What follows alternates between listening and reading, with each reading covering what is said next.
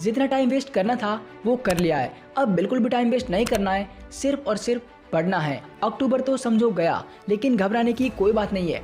नवंबर, दिसंबर, जनवरी and फरवरी, अभी भी आपके पास 4 महीने हैं एग्जाम्स में फोड़ने के लिए, और ये 4 महीने काफ़ी हैं। अगर अब तक आपने पढ़ाई नहीं की है तो कोई प्रॉब्लम नहीं है, लेकिन अगर आज के बाद भी नहीं करोगे तो प्रॉब्लम ही प्रॉब्लम है। अगर आप एक ऐसे स्टूडेंट हो जो अपनी पढ़ाई को लेकर सीरियस है, जो अपने एग्जाम्स को लेकर सीरियस है, तो आज की ये वीडियो आपको बिल्कुल भी मिस नहीं करनी चाहिए, क्योंकि आज के इस वीडियो में मैं आपको वो सब बताने वाला हूँ जिसको फॉलो करके आप एग्जाम्स में फोड़ सकते हो। अगर यकीन नहीं है तो ये देखो, आज हम इन सारे टॉपिक्स पर डिस्कस करने वाले हैं कि अगर अब तक कुछ भी नहीं पढ़ा है तो पढ़ाई कैसे करें, पढ़ाई में मन कैसे लगाए, सिलेबस को पूरा कैसे करें, कम टाइम में ज़्यादा कैसे पढ़े, रिवीजन कैसे करें, कंसिस्टेंसी के साथ पढ़ाई कैसे करें, और सबसे इम्पोर्टेंट, एग्जाम्स में फोड़ने के लिए कॉन्फिडेंस कैसे लाएं। तो अगर आप इस वीडियो में मेरे साथ आगे बढ़ने के लिए रेडी हो तो कमेंट बॉक्स में यस टाइप कर दो। और हाँ, यहाँ पर ज़्यादातर पॉइंट एक दूसरे से कनेक्टेड हैं, तो अगर आप इस वीडियो को बिना स्किप करे कंप्लीट वॉच करोगे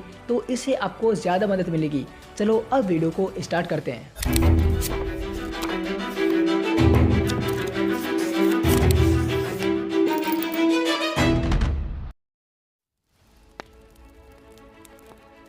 देखो भाई, अगर अब तक आपने कुछ भी नहीं पढ़ा है ना, तो आपको डरना नहीं है, आपको घबराना नहीं है। 3 इडियट्स की तरह बोलना है, all is well. All is well एक पॉजिटिव अफर्मेशन है जो आपको शुरुआत करने के लिए ज़रूरी है, और उसके बाद आपको अपने सिलेबस को अच्छे से समझना है, अपने सिलेबस को अच्छे से एनालाइज करना है, हर चैप्टर्स को अलग अलग कैटेगरी में डिवाइड करना है, और जो चैप्टर्स ज़्यादा टफ हैं आपको उन्हें अलग सेक्शन में रखना है, क्योंकि इस वाले सेक्शन पर आपको सबसे ज़्यादा मेहनत करनी है, सबसे ज़्यादा एफर्ट लगाना है, तभी जाकर आप इस वाले सेक्शंस के चैप्टर्स को कंप्लीट कर पाओगे। चैप्टर्स को अच्छे से डिवाइड करने के बाद में आपको पढ़ना स्टार्ट करना है। हर दिन छोटे छोटे गोल्स बनाने हैं।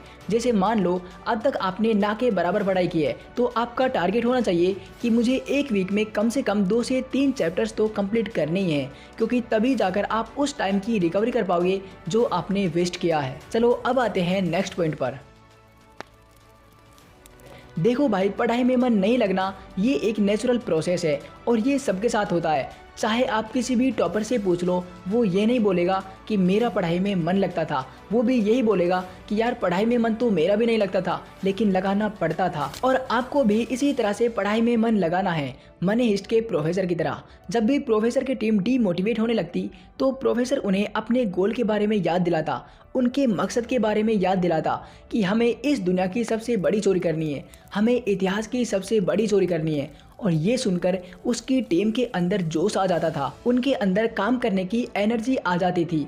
और ये सब आपको करना है। जब भी आपका पढ़ाई में मन ना लगे तो आपको अपने गोल्स के बारे में खुद को याद दिलाना है, आपको अपने सपनों के बारे में खुद को याद दिलाना है कि यार मुझे टॉपर बनना है, मुझे एग्जाम्स में वो स्कोर हासिल करना है जो मेरे ख़ानदान में किसी ने ना किया हो। ऐसा करने से आपके अंदर मोटिवेशन आएगा, आपका पढ़ाई करने का मन करने लगेगा। इसके साथ साथ आप एक तरीका और फॉलो कर सकते हो कि आपको अपने इंटरेस्ट के अकॉर्डिंग पढ़ना है।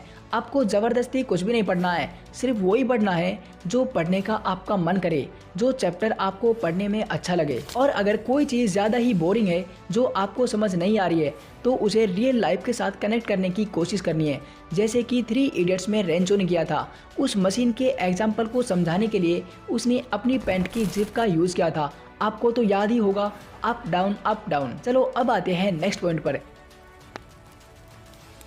देखो भाई, सिलेबस को पूरा करने के लिए आपको एक सिस्टमेटिक अप्रोच लेकर चलना होगा, प्रोफेसर की तरह एक तगड़ा वाला प्लान बनाकर चलना होगा, तब जाकर आप अपने सिलेबस को टाइम पर फिनिश कर पाओगे। सिलेबस की प्लानिंग करते टाइम आपको एक बात हमेशा याद रखनी है कि आपको सिलेबस को जितना ज़्यादा हो सके उतना ज़्यादा तोड़ना है, जितना ज़्यादा हो सके उतने छोटे छोटे पार्ट्स में डिवाइड करना है, क्योंकि ऐसा करने से आपको इसे जल्दी कंप्लीट करने में मदद मिलेगी। जैसे मान लो आपके किसी सब्जेक्ट में 10 चैप्टर हैं, तो आपको इन 10 चैप्टर्स को अलग अलग टुकड़ों में और डिवाइड करना है, अलग अलग टॉपिक्स में डिवाइड करना है, ताकि आपको इसे पूरा करने में आसानी हो। जब आप हर चैप्टर्स को छोटे छोटे पॉइंट्स में तोड़ लोगे तो वो आपको ज़्यादा बड़ा नहीं लगेगा, आपको लगेगा कि यार बस ये 5 टॉपिक्स ही तो हैं, इनको कंप्लीट कर लेता हूँ, चैप्टर तो अपने आप ही कंप्लीट हो जाएगा। और सिलेबस को जल्दी कंप्लीट करने के लिए आप एक प्रो टिप और यूज़ कर सकते हो कि आप जिस भी सब्जेक्ट को पढ़ रहे हो ना, जिस भी चैप्टर को पढ़ रहे हो, उसकी आपको यूट्यूब पर प्लेलिस्ट फाइंड करनी है। और आपको उसे डाउनलोड कर लेना है। और जब भी आपको अपनी स्टडी के अलावा थोड़ा बहुत टाइम एक्स्ट्रा मिले तो आपको घूमते फिरते उस प्लेलिस्ट को देख लेना है, उन वीडियोस को देख लेना है। ऐसा करने से आप बोर भी नहीं होगे, आपका टाइम भी वेस्ट नहीं होगा और दूसरी तरफ आपका सिलेबस भी जल्दी से कंप्लीट हो जाएगा। तो इसको भी यूज़ ज़रूर करना। कम टाइम में ज़्यादा पढ़ने के लिए आपको ज़रूरत पड़ेगी फोकस की, प्रोडक्टिविटी की। और कैल न्यूपोर्ट डीप वर्क में बताते हैं कि हम किसी भी काम को प्रोडक्टिव तरीके से तब कर पाते हैं जब हम एक ऐसी जगह पर बैठकर पढ़ाई करते हैं जो नीट एंड क्लीन हो, जहाँ पर डिस्ट्रैक्शन की कोई चीज़ें ना हो। तो आपको भी एक ऐसी जगह फाइंड करनी है जो एकदम साफ सुथरी हो और वहाँ पर डिस्ट्रैक्शन की कोई चीज़ ना हो। ऐसा करने से आप फोकस्ड होकर पढ़ पाओगे, क्योंकि ऐसी जगह पर बैठकर पढ़ाई करने से आपकी प्रोडक्टिविटी बढ़ती है। और जब आपकी प्रोडक्टिविटी बढ़ती है ना, तो आप 1 घंटे के काम को 20 से 25 मिनट में कंप्लीट कर सकते हो। क्यों?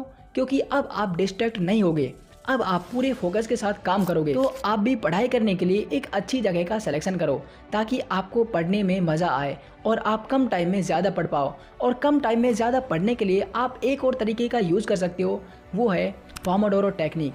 ये स्टडी की सबसे बेस्ट टेक्निक है। इसमें बेसिकली हमें 30 मिनट का एक साइकिल पूरा करना होता है, जिसमें से हमें 25 मिनट पढ़ना होता है और 5 मिनट का ब्रेक लेना होता है।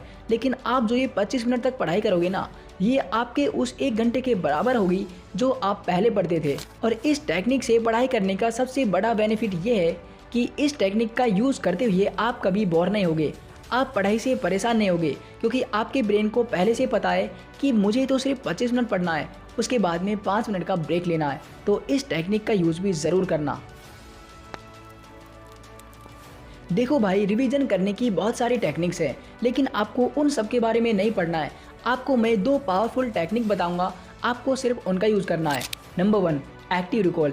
इसका मतलब है कि आपके टीचर्स ने आपको जो भी पढ़ाया है, आपको उसे खुद से याद करने की कोशिश करनी है, खुद से लिखने की कोशिश करनी है। ऐसा करने से वो आपकी लॉन्ग टर्म मेमोरी में सेव हो जाएगा। और इस टेक्निक का यूज़ तो आप क्लासरूम में बैठकर भी कर सकते हो। जैसे मान लो आपके टीचर ने आपको कोई टॉपिक पढ़ाया है और जब वो उस टॉपिक को कंप्लीट करके क्लास से बाहर जाते हैं तो दूसरे टीचर को आने में कम से कम 5 मिनट का टाइम तो लगता ही है। और इस 5 मिनट में आप उसको रिवाइज कर सकते हो जो आपके टीचर ने अभी पढ़ाया है, एक्टिव रिकॉल के थ्रू। और ऐसा करने से वो चीज़ तुरंत आपकी लॉन्ग टर्म मेमोरी में सेट हो जाएगी। क्यों? क्योंकि आपने उसका तुरंत एक्टिव रिकॉल कर लिया है। Number 2, super fast night revision. इसका मतलब है कि आज पूरे दिन में आपने जो भी पढ़ा है ना, आपको उसे सोने से 15 मिनट पहले रिवाइज करना है। जैसे मान लो कि आज आपने 6 घंटे की पढ़ाई की है, तो इन 6 घंटों में आपने जो भी पढ़ा है ना, आपको उसे सोने से 15 मिनट पहले रिवाइज करना है, उसको लिखकर देखना है, उसको बार बार याद करने की कोशिश करनी है। और अगर आप उसको याद नहीं कर पाते हो तो एक बार उसको फिर से देख लो। ऐसा करने से वो चीज़ आपको अच्छे से याद हो जाएगी। ये दोनों टेक्निक सच में बहुत पावरफुल है, तो इनको यूज़ ज़रूर करना।